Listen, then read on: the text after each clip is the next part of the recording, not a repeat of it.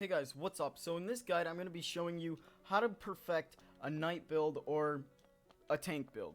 So what a tank is, it's essentially a person in your group who's going to be taking all the damage. And that's what the knight build is for. That's what the knight class is for the warrior. It's to be a tank. So first off, you want to join the warriors, and to do that, you're going to want to go to the warrior fortress, which is above the redwood forest. When you get there, you want to go talk to this guy, and you will be able to join the warriors. You can do that at level 10. However, once you hit level 30, you can choose a subclass, and to do that, you want to head out to the blacksmith. You can go through the outside way, or I'm going through this way because it's closer, and you want to talk to this guy all the way over here. Upon talking to him, you can join and become a knight. So, first things first with the knight, the abilities and skills. So, wow, I said that like a fucking robot. Anyways, you're going to want 55 in strength, because what's more important right now is your main class. It is your main one. It is not your subclass. It is your main class. And a warrior scales off of strength. So you want to have your strength as your number one priority. So that's why you put 55 into strength. Next, you're going to want to put 45 in vitality, because your subclass, as a tank, when you're taking all the damage, you're going to need a lot of health. So that's why I put vitality as your second most important skill at 45. Next, I have 30 intelligence. That way I can use more abilities, because you're going to be using a ton of abilities. You're going to be using taunting, you're going to be using your buffs, you're going to be using parry, you're going to roll, you're going to be using a shit ton of abilities in a small amount of time. So that's why I put 30 in intelligence. Next, I put 17 in dexterity, because you also want that critical chance strike, because you still want to do damage, right? It's Vesteria, it's not like normal MMOs. You're not going to get XP for taking damage and just doing small amounts of damage. So you also want to get some damage in there, so that's why you put 17 into dexterity. Onto the actual abilities. For the adventurer book, you want to put 1 in double slash and then 5 in regeneration. You could put 3 in rock throw or 3 in magic missile. You're not going to use any of those attacks for this build. Those are shitty attacks, and they're not going to do a lot, and they're not going to help you endgame. So just make sure you have 5 in regeneration. And the reason I say this is because when you are going solo, because you know you're not always going to be playing with friends unless you're Mr. Popular, whatever. But for the times you are playing solo, you are going to want your health back. Because yeah, you have a shit ton of health, but that's not going to mean shit when you can't regenerate it. So that's why you put 5 into regeneration. Next, you go to the warrior book. You want to put 5 in triple slash just so you can get some damage in there. And you want to put 3 in quick slash. The reason you don't want anything else in there is because you're not going to need to do that damage with quick slash, okay? It's just, you have all these other abilities that are going to be doing damage. Quick slash is not going to be helpful towards you. The only reason you're actually putting any ability points in there is because you need 3 in order to unlock these abilities. So you want to put 5 into combat roll, because as a tank you're going to have a lot of the enemies on you, and you're going to get trapped a lot, and you want to be able to roll out of there, and you want to get some distance from the mobs sometimes. So that's why you got the roll. You can see how fast I fucking rolled through the screen. Next, you're going to want 3 into parry, and the reason for that is, like I said, when you have a bunch of enemies around you, if you use parry, it's going to not only, like, just absorb all the damage that's done to you, but you're going to be able to hit all those guys that are attacking you at once. And when you are a tank, that's going to be a lot of guys, and it's going to do an insane amount of damage. And next, you want to put 5 into ground slam, because, well, you want to be able to do damage. And ground slam is a great AoE to get the entire group of enemies down a shit ton of health. So that's it for the warrior skills. Onto the actual knight skills.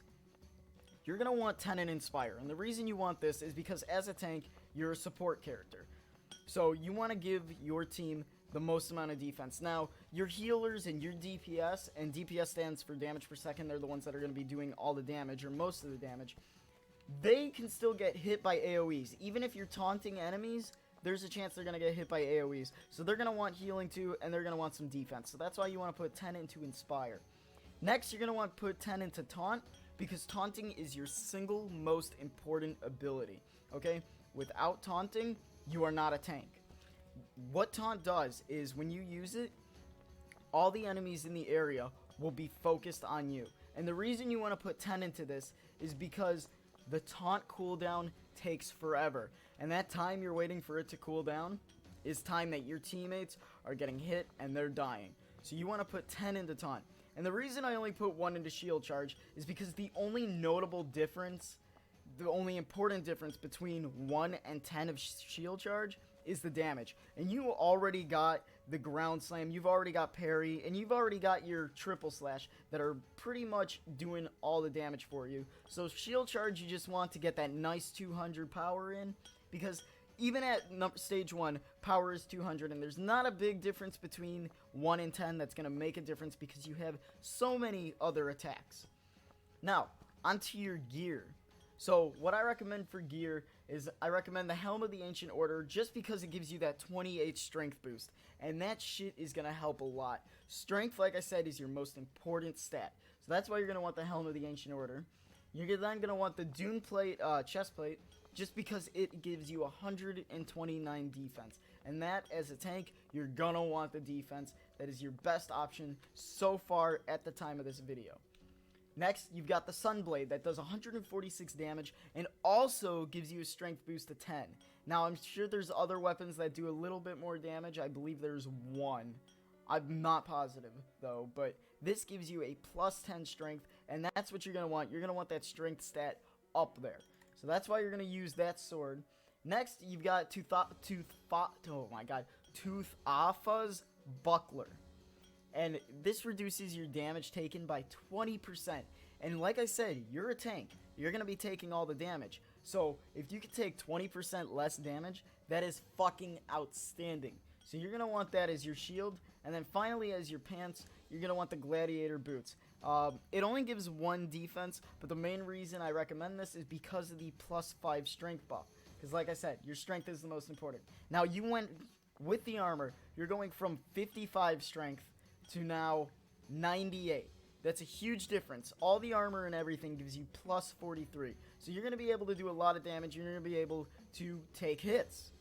Finally, though, how you want to use this is, you want enchantments. I'm not going to go over, by the way, because it's all like, you just got, it's going to be a lot of farming to get the perfect gear. So what you're going to want to do as the actual tank in your combat scenarios, you're going to want to first taunt the enemies. Once they're all focused on you, maybe parry them, and then you can do a lot of damage. You can ground slam them, or roll out of the way, give your team a buff really quick, and then you can shield bash them. And that'll knock all the enemies down, do a shit ton of damage, and then you can taunt them again. So like I said, you're going to be using a lot of magic. And that's why you wanted to upgrade your intelligence so much. Because without that upgrade in intelligence, you'd probably be down to here right now. So you're going to be constantly using abilities, and it's going to be really important. Now, as for potions that I have equipped, you have a strength potion because, 1, you're a warrior, okay? You need that strength. So an extra plus 4 strength is going to be amazing. And then for healing, holy shit, my voice cracked. For healing, you're going to want the Flagon of Red potion. It doesn't restore you as much as subs or anything, but it still restores you 200 health, which, when you have all this defense, that's still a lot of health you're regenning, because you're not taking that much damage when you have all this defense, and strength, and vitality. Well, I mean, vitality just upgrades your health, but, so when you use the Flagon of Red potion, you want that plus 1 strength boost it gives you. That's why we're using this over the extra 100, 200 health you can heal. Because that right there is going to give you a shit ton of, like, everything together is going to give you a shit ton of strength, and you're now at 103. So, that is the guide for the tank build. If this helped you out, make sure to leave a like, subscribe for other guides. I'm going to be uploading other shit other than this Vesteria soon, so if you have any games in mind, let me know. I will sure as hell upload them. And I hope you enjoyed, and I'll see you next time.